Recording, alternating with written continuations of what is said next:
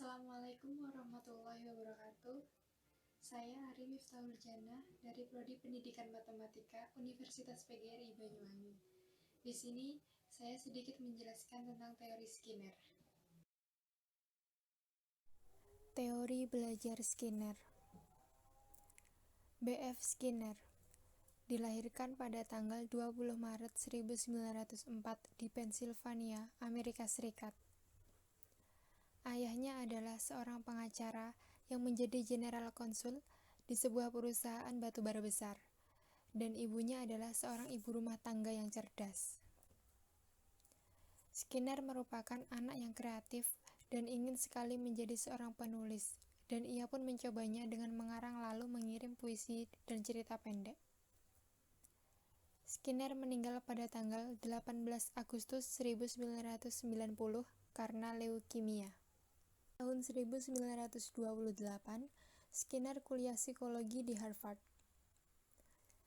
Pada tahun 1931, Skinner bergelar doktor.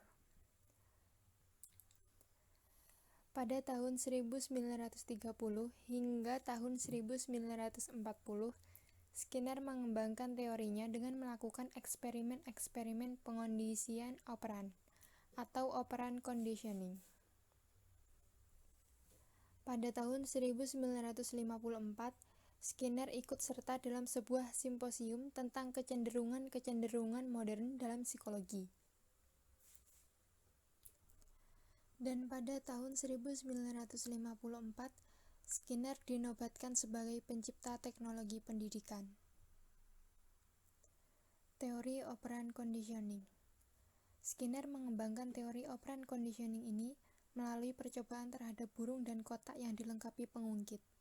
Apabila pengungkit itu kena tekanan, maka ia dapat mengeluarkan makanan.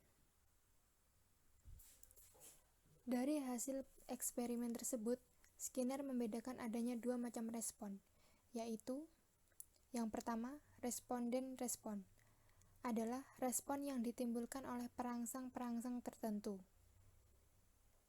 Yang kedua, operant respon, yaitu respon yang timbul dan berkembangnya diikuti oleh perangsang-perangsang tertentu.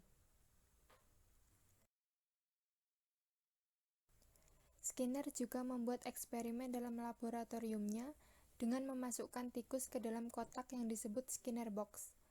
Kotak ini sudah dilengkapi dengan berbagai perlengkapan, yaitu tombol, alat pemberi makan, penampung makanan, lampu yang diatur nyalanya, dan lantai yang dialiri oleh listrik.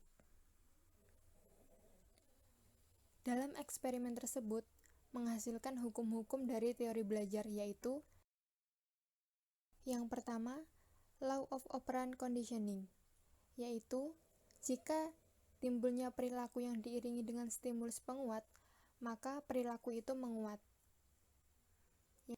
Yang kedua, law of operant of extinction, yaitu jika timbulnya operan telah diperkuat melalui proses conditioning itu tidak diiringi stimulus penguat, maka perilaku itu akan menurun.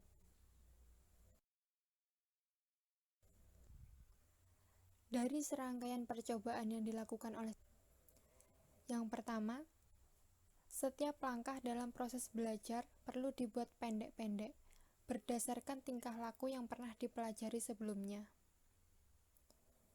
Yang kedua, untuk setiap langkah yang pendek tersebut disediakan penguatan yang dikontrol dengan hati-hati.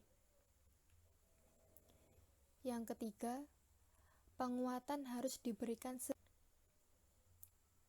Yang keempat, stimulus diskriminatif perlu dirancang sedemikian rupa agar dapat diperoleh perempatan stimulus dan peningkatan keberhasilan belajar.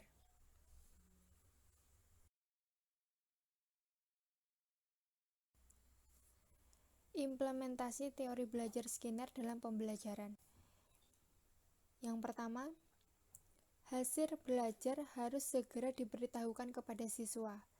Jika salah dibetulkan, dan jika benar diperkuat. Yang kedua, materi pelajaran digunakan sistem modul.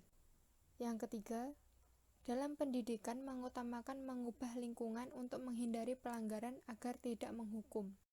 Yang keempat, mempelajari bahan secara tuntas menurut waktunya masing-masing, karena tiap anak berbeda-beda iramanya, sehingga naik atau tamat sekolah dalam waktu yang berbeda-beda. Sekian penjelasan dari saya, kurang lebihnya mohon maaf. Wassalamualaikum warahmatullahi wabarakatuh.